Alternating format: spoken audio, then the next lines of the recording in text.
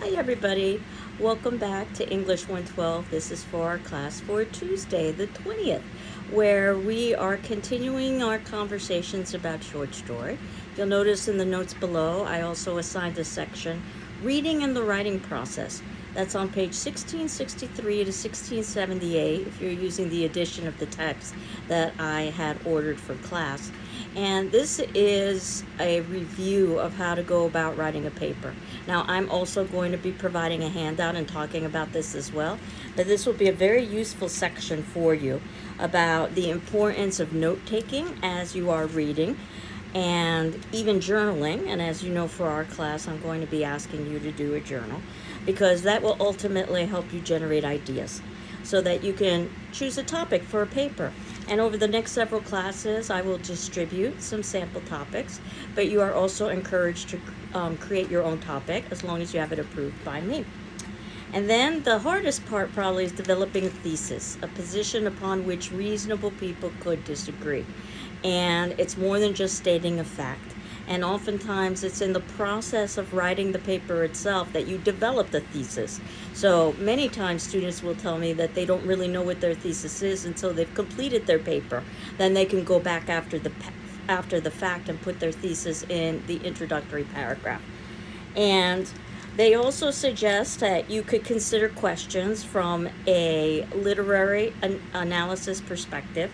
For instance, gender studies questions and how that might apply to some of the texts that we're reading, or mythological questions and how that might apply to some of the texts that we're reading.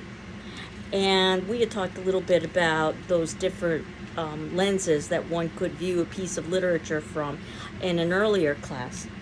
And then the importance of organization and putting your points in some sort of order that makes sense and using transitions to connect your points so that finally you're writing a draft. And that doesn't necessarily mean that you're done, you've only just begun. And you need to provide evidence from the text, which means both paraphrase, language from your own vocabulary, but as well as quotation, which is specific language from the text, word for word. And then finally, revising and editing so that you're ready to hand in the paper. And there are even questions on page 1678 for you to consider. Is your topic manageable? Is your thesis clear? Is the paper logically organized? Is your argument persuasive? Should any material be deleted? Does the opening paragraph introduce the topic in an interesting way? Are the paragraphs developed, unified, and coherent? Are there transitions between the paragraphs? Does the concluding paragraph provide a sense of closure? Is the tone appropriate for a formal academic paper? Is the title engaging and suggestive? Are the sentences clear, concise, and complete? Have technical terms been used correctly? Are you quoting so that you are using evidence to support your position, but not over-quoting so that you are merely trying to give your paper length? Have you used the standard format for submitting in a paper? And have you carefully proofread your final draft? And again, we will be reviewing this as well with a handout as we get a little bit closer to actually writing the paper at the ending of our unit about short story. But I just wanted to draw your attention to that section in the text that also discusses how to write a paper. And as you know that we were a little bit behind last class, I didn't get to talk much about A Sorrowful Woman, which is what I'm going to be talking about today. We had talked about A Secret Sorrow and how formulaic it was, and that because of that, it probably was not something that would be considered worthy of study by critics and teachers, the canon, as we had called it. But that A Sorrowful Woman, although it has a very similar title, it's a very different kind of text. It has a depth and a complexity, and it is going to require multiple rereadings in order for us to understand it. And I left you with a discussion question about thinking about the opening line, that once upon a time there was a wife and mother one too many times, which is something that you probably would not understand until you get to the ending of the text. But the once upon a time suggests a fairy tale. Much like when we read A Secret Sorrow, this was very much a fairy tale that they lived happily ever after. But in this story, A Sorrowful Woman, that fairy tale is undercut because once upon a time there was a wife and mother, one too many times. And if you think about the time period in which this piece was written, 1971, which would be the height of the women's rights movement, then you can probably guess that this is going to be a piece that will be examining the role of female and the role specifically of wife and mother. You might have noticed that the title itself, A Sorrowful Woman, is very different than the title, The Sorrowful Woman. And we want to look for those close details. A suggests one of many. And again, probably a commentary in the text about gender from this female author who's known for writing feminist texts, which we get a little bit of a biography about her at the top of the story. It begins in a winter evening, and we know that setting is so important in a text, and the times of day oftentimes represent different emotional states or different stages in life, with the morning being birth or the beginning, and then we have the afternoon, which is the height of life, and then the evening, which is the beginning of descent, and then nighttime, which is finally death. And the same could be said for the seasons, where summer is viewed to be as the height, the beginning of descent would be the fall, the winter would be old age, spring would be the beginning of life, or rebirth, renewal. And the author is quite aware that we have these associations with times and with seasons. So sometimes the author can undercut that, knowing that we're expecting one thing and instead give us something else, which we will see in this particular text as well. I hope you noted that there were no names used in this particular text, and that's important in that it tends to universalize and generalize the situation. These individuals are known by their roles, not necessarily by their individual identity. This is particularly important for the female. The story is about a sorrowful woman. It would be a different story if it was about a sorrowful man. This is not to negate the kind of sorrow that he might be experiencing. Or, as I've oftentimes suggested, a sorrowful child would be a fascinating story. And to get the story from the perspective of the child. But that's not the story that Gail Godwin, the author, wanted to give us. She wanted to give us a story from the perspective of the woman, who's viewed merely as a wife and as a mother, basically a caretaker, rather than an individual. Again, if we think about the 1970s and how women were just beginning to enter into the workforce, the assumption that females should be a housewife, I always found that term to be quite interesting, being married to the house itself, when one says housewife. And throughout the piece, the husband and father says that he understands. And he tries certainly to understand, and he tries to the best of his ability to help. But the reality is that he does not understand. Again, keep in mind the time period, 1971, where issues of mental health were not necessarily spoken about openly in the way that they might be today. And yes, this woman is depressed, but what's more important is, why is she depressed? And it would seem that she has a perfect life. Certainly the life that Faye wanted in A Secret Sorrow. A good husband, a child, material comforts, a home. But what happens when you seemingly have everything and yet you're still not fulfilled? And it's a question that perhaps we all have to grapple with, because we all have different levels of privilege, but regardless of our situation, we probably want to improve our situation. And certainly it would be easy to judge this woman, because ultimately she doesn't just abandon her husband, she abandons her child. And she does have responsibilities as a mother. But that said, the author wants us to empathize with this particular character as well. That what do you do in a time period when you're expected to be fulfilled by a particular thing, of being a wife and a mother, and that isn't enough? And we see this right at the very beginning when we get descriptions of some colors. So for instance, you might have noticed the color gray is repeated several times. The child's eyes are gray. The husband's shirt is gray. Gray oftentimes has negative associations. If it's a gray day outside, sadness, darkness. Gray is also in between black and white. This is not a black or white story, or good or bad.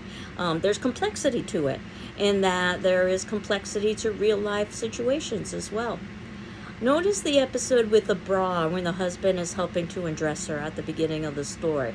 If we were reading a piece of formulaic fiction, this would probably be the beginning of a seduction scene. But that's not what we're going to get here. And the idea that the bra is just hanging, she doesn't have the impetus to move it, she's lost all energy. And think about what a bra represents. I mean, in the 1970s, women were literally burning bras because bras were seen as restrictive. Definitely the bra is not presented in a sexual way in this particular piece. And we get lots of foreshadowing, hints of how the story will end. The thing with foreshadowing is that you may not necessarily realize it's foreshadowing until you get to the ending of the story. And then you realize there were hints throughout that you might need to reread in order to appreciate.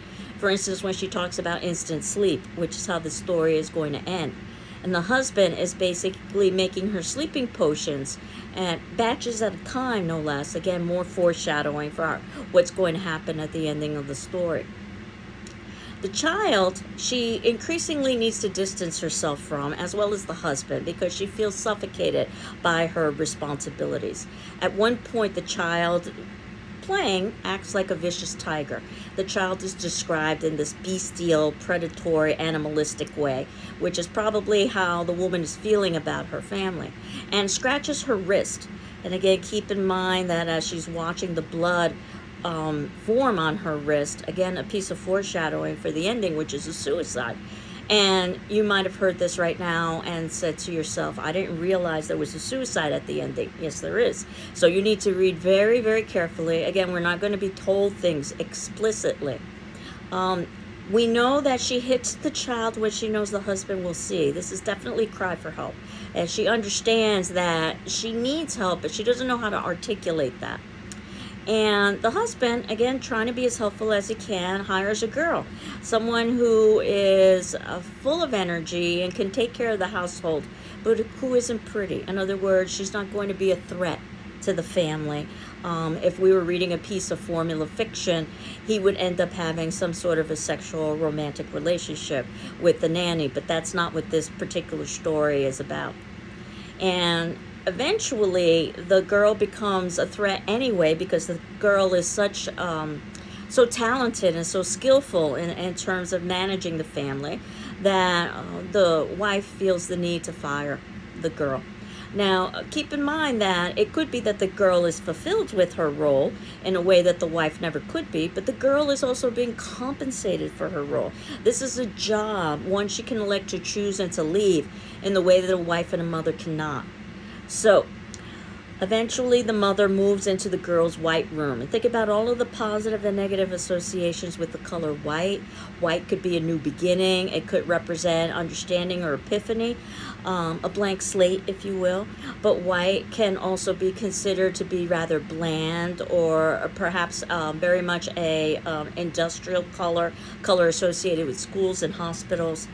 And the woman is spending now winter afternoons, and we know that the winter is supposed to be representative of descent, but notice that the time of day is moving. So we've moved from the evening to the winter, from the evening to the afternoon.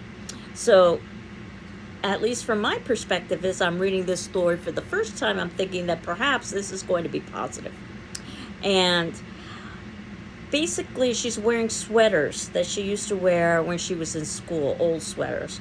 The assumption is that she's trying to relive her past, and that she's trying to go back to a time when she didn't have responsibilities as a wife or didn't have responsibilities as a mother.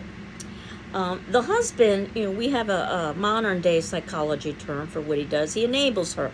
But of course, his intent is not to hurt. His intent is to help. He does the best he can with what he understands. And after the girl is fired, he takes over all of the duties of the household, as well as the duties of being provider. And again, that would not be necessarily that unusual in our time period where you've got a single parent, but it would be quite unusual in the 1970s. And the woman, as she goes into the white room, spends a lot of time brushing her hair, which can be seen as a kind of soothing activity because it's repetitious, but also it's self-care, taking care of her needs rather than someone else's needs. It also is reminiscent of the fairy tale Rapunzel. Rapunzel, Rapunzel, let down your hair. So of course, we know that this piece began with Once Upon a Time. So we're seeing what happens in the aftermath of the fairy tale. What happens after the happily ever after. And at least for this woman, it's not positive. And we see that she tries her hand with some writing, in fact, writing a sonnet. Now, we haven't gotten to poetry yet, so this might be a little bit unfair, but a sonnet is a very stylized poem and has very strict rules. Shakespeare is probably best known for his sonnet writing. There's rules about length, there's rules about rhyme pattern or rhyme scheme, there's even rules about meter or beat. So basically, she contemplates writing a poem, which is a creative activity, artistic, and also something that would satisfy her, but her first thought is that she's going to choose something that requires her to follow rules. And of course, the idea behind the story is that a wife and a mother is continually following rules. She contemplates, though, that perhaps my sonnet doesn't have to rhyme, and maybe it could be any number of lines. So we're beginning to think that perhaps the way the story might end, if this is our first reading, is on a positive note, at least for the woman. It may not necessarily be positive for the family, but since we're moving into afternoon, earlier on in the day, she's beginning to care for herself by brushing her hair. She is beginning to think that she doesn't necessarily have to follow the rules of a sonnet. So we are anticipating that perhaps she's going to break free from the roles and the expectations that society has for her. But of course, we won't know until we actually read the text in its entirety. And as she continues to isolate herself from the family, it gets to the point where she can no longer have conversation with them. So she asks for notes underneath the door. And as unrealistic as this may sound, when we get to Emily Dickinson, we're going to talk about the very unusual life she led, where basically she oftentimes communicated through letters and notes to friends and family. So I can't help but think about our contemporary time and communicating through things like text messages. But nevertheless, she's continually isolating herself because she has been isolated as wife and mother. So she's trying to figure out how she can break free from these roles and find a sense of self-identity. And the story moves into the spring. So now we've moved from the winter to the spring. Again, the spring usually represents renewal, rebirth. So again, as a reader, we're probably anticipating that there's going to be some sort of renewal or rebirth or epiphany or understanding that she's going to arrive at. The problem is that she gets more notes from her family, and rather than those notes comforting her, they suffocate her because they, again, want her to return to her old self as wife and mother and caretaker. And when they see that she begins to emerge from her room and begin to take some actions that would suggest that she's going to return, they of course are thrilled, but they don't realize the extent of the pressure that those roles have upon her. She may not even be able to articulate the extent of the pressure of those roles on her. So she went to the cupboard, this is on page 42, and took what was hers. Now remember that the husband has been making a sleeping draft or sleeping potion for her in batches, and she's been keeping that in the cupboard. So by her taking what was hers is basically she's taking a week's supply of this sleeping medicine. And then she completes many chores. In other words, she fulfills all kinds of expectations. It's much like a laundry list of things that she does. And then when the husband and the child return and they're thrilled to see all that's been accomplished, they rush into the room to greet her. And the child, very astutely, even though the child doesn't really have a conscious understanding of what's going on, the child says, and this is on page 43, she's tired from doing all our things again. And that really is one of the major morals of the story, is that wife and mother is tiring. And what does female do when female no longer is satisfied or is no longer able to fulfill those particular roles? And then basically the husband checks her wrist, her chest, her eyes. He's looking for vitals. He's trying to determine if she's still alive. Remember, I had indicated that the story ends with her suicide. We aren't told that she committed suicide, but what we are told ultimately is that the husband buries his head in her And the husband buries his head in her hair, and he's quite distraught. And in other words, basically, he realizes that she's passed on, even though the child has not, by asking, "Can we have the turkey for supper?" Again, assuming that that's the role that his wife, or that's the role that his mother should fulfill, and certainly that's the role that a wife should fulfill about caretaking. But of course, we can't blame the child for asking that particular question. The child should be taken care of by their parent. But we see how ultimately Gail Godwin in this particular piece is beginning to examine the idea of what wife and mother means when it is an unfulfilling situation. And again, we may not necessarily agree with Gail Godwin's perspective. In fact, we might have a very negative viewpoint of the wife and mother because she does not fulfill her responsibilities, if not to her husband, at least to her child. Or perhaps we can empathize with her because we ourselves have felt trapped in a particular role, and knowing that we have duty and expectation to fulfill, but yet how do we achieve, if we can achieve, some sort of self-actualization and some kind of self-fulfillment?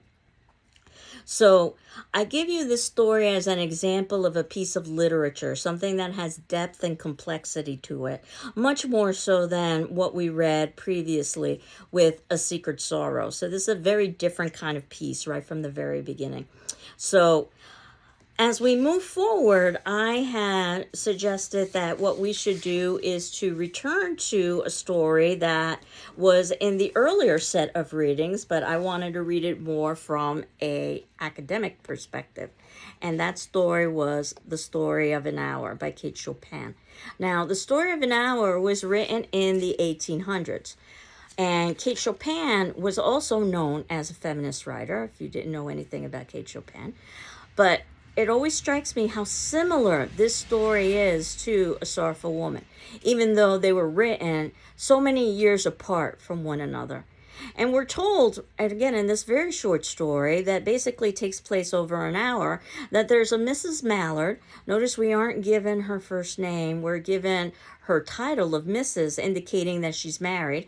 Notice that the title of Mr. would not give the indication of marital status in the way Mrs. does, which is why Ms. was created decades afterwards. That Mrs. Mallard is afflicted with heart trouble. And notice the word trouble, and not necessarily heart disease, though that is used at the ending of the story. So that's a clue here that her heart is troubled. It isn't just physical disease, but it's emotional. But because she was afflicted with heart trouble, then her sister and friend are very careful to tell her a horrible piece of news. That basically, and notice how the sister's given a first name, Josephine, while Mrs. Mallard is not. And Sister Josephine is basically telling her, and the friend Richards is telling her, that her husband, Brentley Mallard, and notice how Brentley is given a first name because he has an identity, has been killed in a terrible railroad accident. And then we're told that she didn't hear the story, as many women have heard the same, with the paralyzed inability to accept its significance. She wept at once with sudden wild abandonment in her sister's arms. And then when the storm of grief had spent itself, she went away to her room alone. No one would follow her. And let me tell you that for the 1800s, this would be seen as unusual behavior for a female to go off by herself. And then she basically stands facing an open window. There are lots of symbols of freedom in this particular story, right? With the beginnings of the window, because you can see into the outside world in the window. Again, think about the idea of the housewife, about the female being trapped in the house. The window provided escape, especially because the window is open as well. And there's a comfortable, roomy armchair. And again, think about how an armchair is designed for one person, not for two. And this idea that she's going to be experiencing something positive based on our being told that there's an open window and there's a comfortable, roomy armchair. And she could see in the open square before her house, again, this idea of expansiveness and freedom. An open square, the tops of trees that were all aquiver with the new spring life. And as I had referenced earlier, the spring is oftentimes a representation of renewal or rebirth. So we're getting all of these hints that something positive is going to be occurring. even though it was raining, and rain is oftentimes associated with something negative. However, rain can also be cleansing, and rain is necessary for growth and renewal as well. And the rain is beginning to move away because now we're beginning to see patches of blue sky. So that also is a transitory thing. And in fact, we're going to see Mrs. Mallard transition from grief to, it turns out, happiness. And it might be difficult to understand why she feels that way unless we want to think about the restrictive role for female in the 1800s, where a woman didn't have autonomy, a woman didn't have the ability to vote or to own property, or any kind of level of independence or to work. So when you think about what this would mean for female, really the only way she could achieve independence and still maintain a certain level of respect in society would be through widowhood. And perhaps that explains the phenomenon of why so many women in the 1800s did not remarry when they became widows, while so many men during the same period did remarry. Because again, for the male, the wife was the caretaker. So as she's contemplating these new possibilities that she can't even articulate yet, there's the notes of a distant song, and there's lots of references to birds, things like countless sparrows. You know, a bird can fly, but a bird can also be trapped in a cage. There are those patches of blue sky, and there's even the idea that the clouds are visible in the west through her window. And think about the significance of the west, whether this was westward expansion and the beginning of new horizons for individuals who traveled west. West is also where the sun sets, so that's an ending of something, but it also will lead to the beginning of something because the sun will rise and it will be a new day. And perhaps this is a new day or the ending of an old day for Mrs. Mallard. And a sob comes up in her throat because at first she's distressed. And we're told a little bit about her, that she's young. Again, think about how significant that might be that she has heart trouble even though she's young. She has a fair, calm face whose lines bespoke repression. And again, the assumption is it's not so much that her husband specifically repressed her, but that society was repressing female during this time. And she had a suspension of intelligent thought as there was something coming to her and she was waiting for it fearfully. Again, this is not something that necessarily she wants or something that she's anticipating or even something that she welcomes. And she was waiting for it fearfully. Again, these details are so important to give us a sense of her state of mind. But what was it? And now her bosom rose and fell tumultuously. And again, this could be something that's erotic, but it's not erotic in this particular instance. She's striving to beat it back with her will. Again, she's not necessarily sure what this is. And then she says under her breath, free, free, free. Body and soul, free. And this gives us an idea that she feels, well, free. This would be a wonderful quote to illustrate the sense of freedom that she feels. And she did not stop to ask if it were or were not a monstrous joy that held her. A clear and exalted perception enabled her to dismiss the suggestion as trivial. Again, this isn't about judgment as to whether she's right or wrong or this is good or bad. This is just the reaction that exists. And she knew she'd weep again when she saw the kind, tender hands folded in death. In other words, Brentley was a good husband. It wasn't as if he abused her or misused her. She talks about his hands being kind and tender, and that she did love him sometimes. And love can be quite complex, where you can love somebody sometimes. And the description is that his face never looked save with love upon her. Again, this is very similar to what we were talking about with the sorrowful woman, in that she has the ideal life. She has a supportive husband. If she didn't have a supportive husband, perhaps we could understand why she was feeling unfulfilled.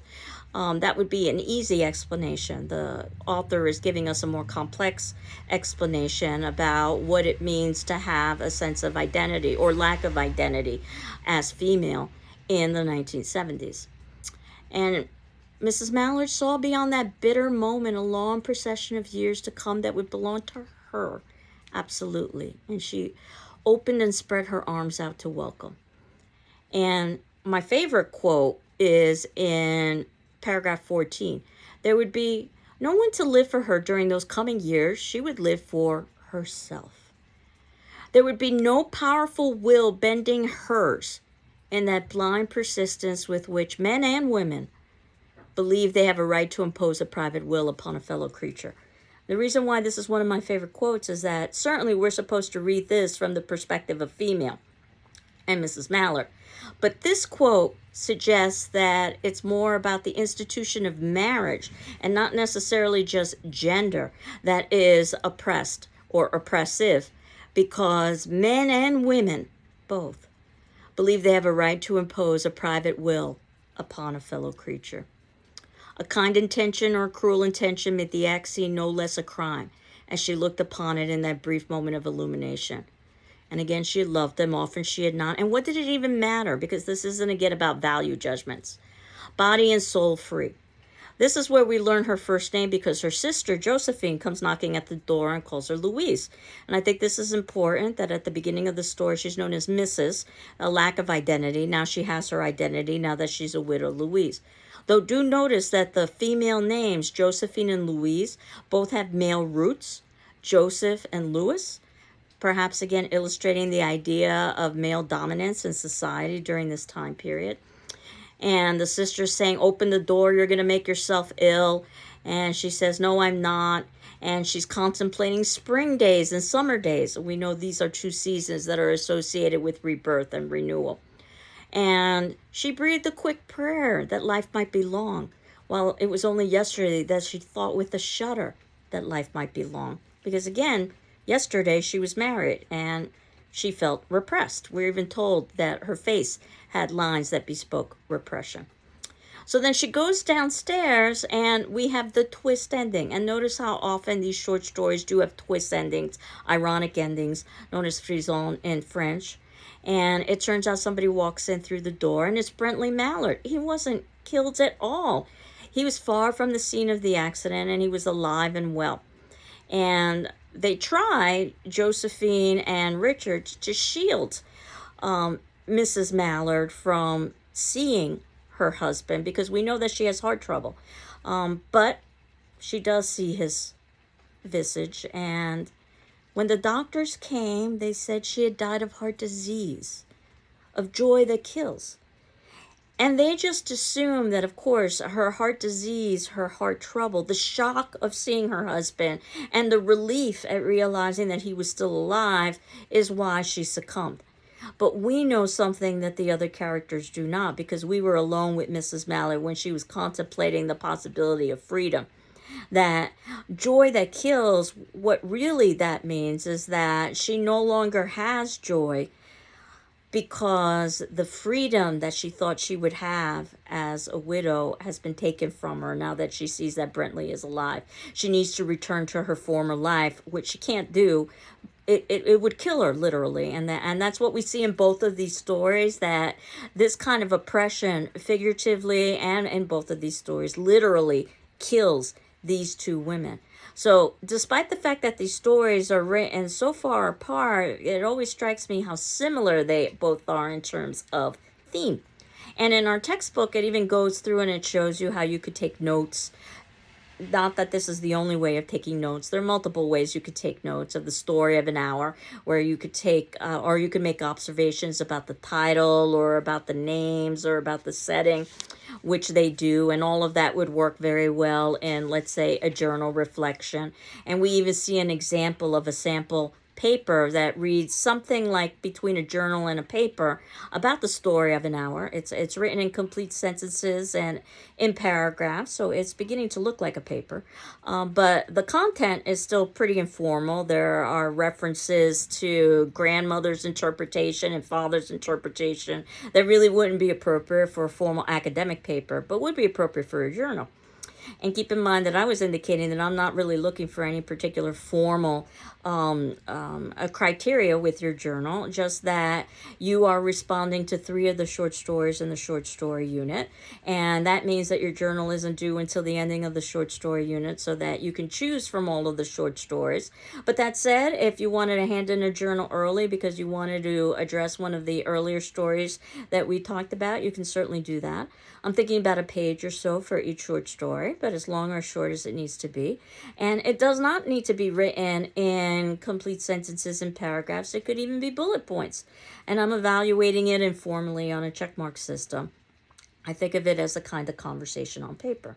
But I'm hopeful that these journals will inspire you for some of the writing that you could do in a more formal academic way for the papers, which we will talk about further. So we're right now in the midst of our short story section. We read A Secret Sorrow, which you could discuss, but keep in mind that this is our example of formula fiction, so it doesn't have a whole lot of depth or sophistication to it. And then we read A Sorrowful Woman, and I pointed out just some of the things that were interesting about that story. Certainly, there are other elements that you can examine, that you might want to examine in a journal or a paper. And we could spend an entire semester just talking about one of these stories, such as The Story of an Hour, but we don't have that kind of time, so we can't go through it in that detailed of a way. And then we move forward to Story of an Hour to talk about it from a analytic perspective, as opposed to the way that we talked about it initially a few classes ago, from the perspective of how to go about reading and how to go about writing.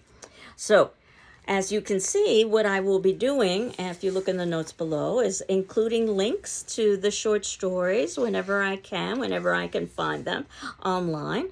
And luckily, it seems that most of the literature I can find online, even though I can't find the commentary necessarily from our textbook for free online because of copyright issues. But there is a copy of the book on reserve in the GCC library if you so want it. And I thought that for today's attendance question, which would be due on Thursday, the 22nd at noon, it would be about The Story of an Hour, since your last attendance question was about A Sorrowful Woman. And the attendance question is about something that I did not discuss with The Story of an Hour. I did talk briefly about Mrs. Mallard not being given a first name, but I didn't really talk about her surname, which I would suggest was very deliberately chosen by Chopin to have some significance. So what I wanted you to do was to speculate, to guess about how you think the name Mallard might be significant in The Story of an Hour by Kate Chopin. In fact, you might even want to look up what a mallard is, which happens to be a duck, a very common duck. And if you're looking up qualities associated with mallards, you might find some of those qualities applicable to our understanding of this particular story. But regardless, for our attendance question, and again, if you need additional time, please let me know. How is the name Mallard significant in The Story of an Hour by Kate Chopin? So I hope you're doing well. I'm doing well, and we will continue on next class where we get to talk about William Faulkner and A Rose for Emily. Take care. Bye-bye.